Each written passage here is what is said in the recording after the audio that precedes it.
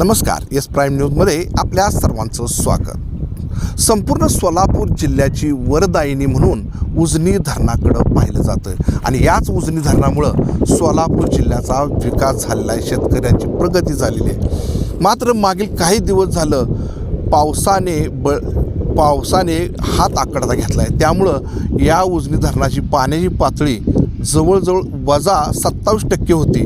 मात्र पुणे घाटमाथ्यावर जोराच्या पावसानं बॅटिंग केल्यामुळं या ठिकाणचा पाण्याचा विसर्ग मोठ्या प्रमाणात आता उजनी धरणात येतोय।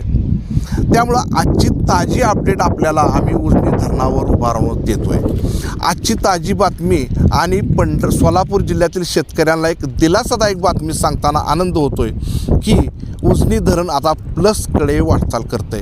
आजची ताजी अपडेट जरी आपण पाहिली तर उजनी धरण 11% मायनस आहे आणि येत्या काही तासामध्येच हे प्लसमध्ये जाणार हे निश्चित। आणि सलग 2-4 दिवस असेच पाण्याचा फ्लो राहिला तर नक्कीच उजनी धरण प्लसमधून आणखी वर येईल हे निश्चित। त्यामुळे सोलापूर जिल्ह्यात येणारी दुष्काळी परिस्थिती ही टाळली जाणार हे नक्की। कॅमेरामन ऋषिकेश नवनरेसह जाकीर नदाब।